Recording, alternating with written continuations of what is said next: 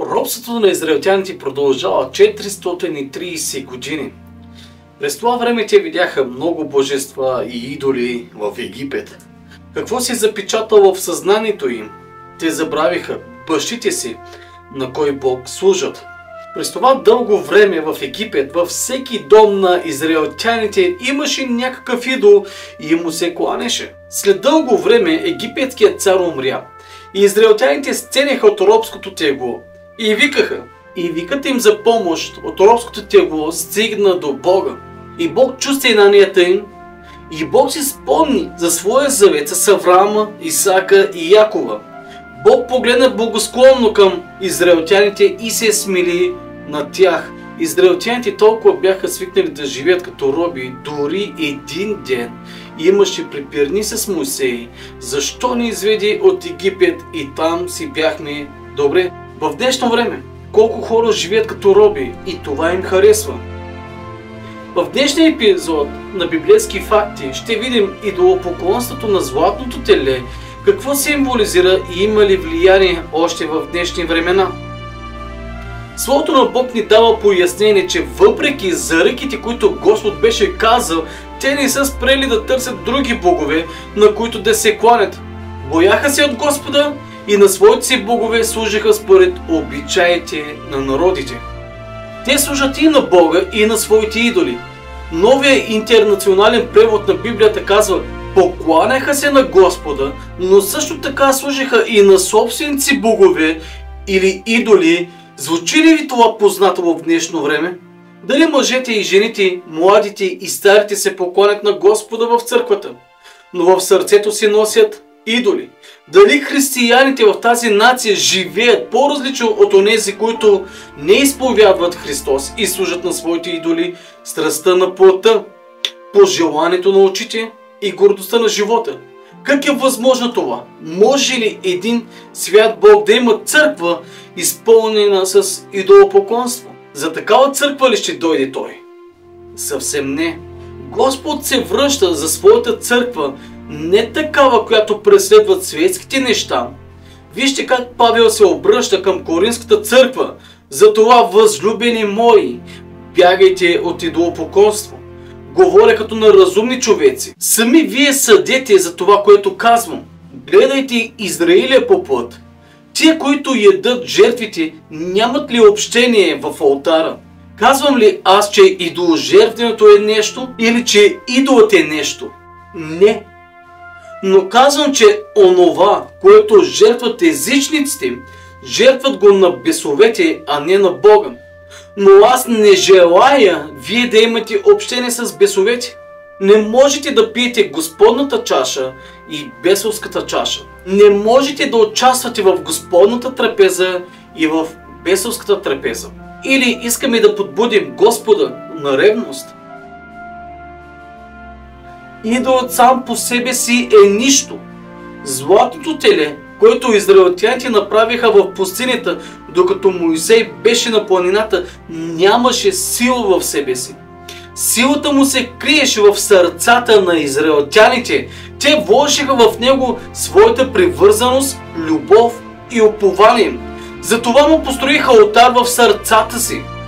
По отношение на тях Бог казва: и те не оставиха блудството си и идолопоклонството си, научено от Египет. Египтяните се покланяха на телета и на различни други идоли.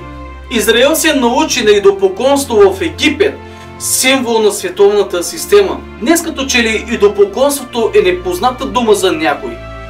Знае, но не иска да се отдалечи от нещата, в които може би е той.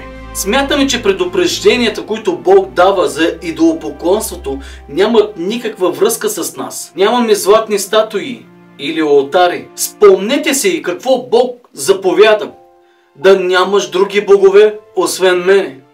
Идолът е това, което поставяме преди Бога в живота си. Той е всичко, което харесваме, на което разчитаме, което обичаме, обожаваме, желаем, на който се покланяме, надяваме, обръщаме внимание и който търсим повече, забележете, от Господа.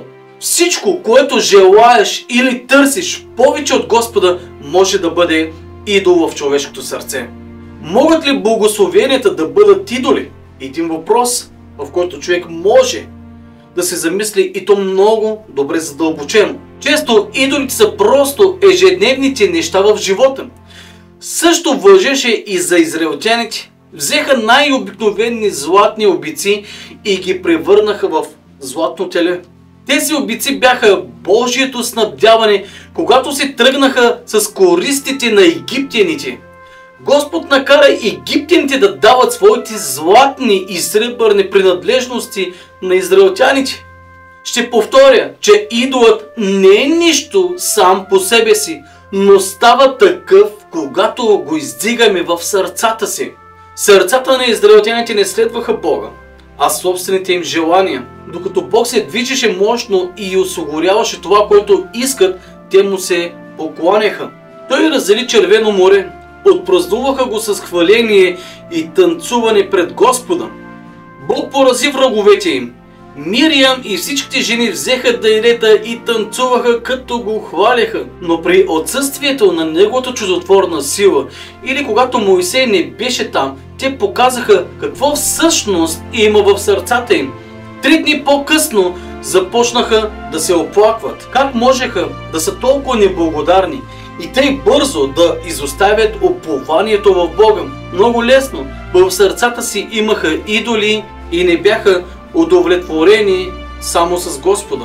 Той свидетелстваше срещу Израел и тя не остави блудството си, научено от Египет. Същността на идолопоклонството е личния интерес. Новия завет го назовава сребролюбие. Значението е алчност и ненаситеност. Затова умъртвете природните си части, които действат на земята.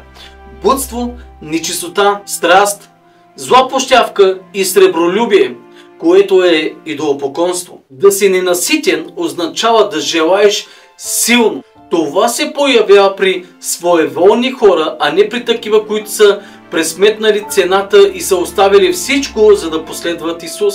Бог иска да сме благословени и да се радваме на хубавите неща, които Той е дал на тази земя. Но ако тези неща ни станат по-скъпи от Него, те се превръщат в идоли. Не търсете благословенията, а този, който благославя. Спомнете си как израелтяните влязоха в обещаната земя и много скоро забравиха, че Бог ги е благословил с нея, като започнаха да се издигат идолски къпища за поклонение. В 4 Царе 17:10 се казва: също бяха се издигнали комири и ашери върху всеки висок хълм и под всяко зелено дърво. Моисей беше различен. Той търсеше Бога, независимо колко трудни ставаха нещата или колко далеч изглеждаше Господ. Моисей имаше едно желание – да познае Бога. Всичко друго в неговия живот беше подчинено на тази цел. Ако вашето желание е нещо друго, а не близко познаване на Господа, то ще стане явно в моменти на суша и отиснение. Нарушаване на завета чрез златното теле. А като видя народа, че Моисей се забави да слезе от планината, народът се събра срещу Арон и му каза: стани, направи ни богове, които да ходят пред нас, защото този Моисей, човекът, който ни изведе от египетската земя, не знаем какво му стана. Арон им каза: извадете златните обици, които са на ушите на жените ви, на синовете ви и на дъщерите ви, и ми ги донесете. И така целият народ извади златните обици, които бяха на ушите им, и ги донесоха на Арон. Той като ги взе от ръцете им, изля фигура на теле и издяла с длето, и те казаха: тези са боговете ти, о Израилю, които те изведоха от египетската земя. През ония дни те си направиха теле и пренесоха жертва на идола и се веселяха с това, което техните ръце бяха направили. Затова Бог се отвърна от тях и ги предаде да служат на небесното воинство, както е писано в книгата на пророците: дома Израилев, на мене ли принасяхте заклани животни и жертви 40 години в пустинята? Напротив, носехте скинията на Молох и звездата на бога Рефана и изображенията, които си направите, за да им се кланете. Златният телец Каква е опасността от поклонение на идола? От незапомнени времена хората са се покланяли на богове, които са били половина животни и половина човешки. Например, Изида е изобразена не само като неописуема красота на жена, но и като жена с глава на крава. Един от боговете, който прилича на вол, е Молох. Аарон по искане на израелтяните, изгубен в пустинята, беше създадено златното теле. Какво означава златното теле? С това понятие разбираме не само идолът златното теле в модерния смисъл, това е силата на парите, символа на богатството, поклонението и господството на материалните ценности. Приблизително от 4000 до 2000 години преди Христа на земята беше епоха на поклонението на телето. Всеки период от време се характеризираше със своите културни ценности и постижения. През този период голяма половина от боговете, на които хората са се кланяли, наподобяват крави. Епохата на това време се характеризира с култ на парите и златото. Символът и значението на това, което израелтяните избраха да се направят златен телец, е състояние на човешката душа, когато нейната цел е само материална. И вие бяхте с библейски факти и значението и символа на златния телец. И не забравяйте да се абонирате и да последвате канала.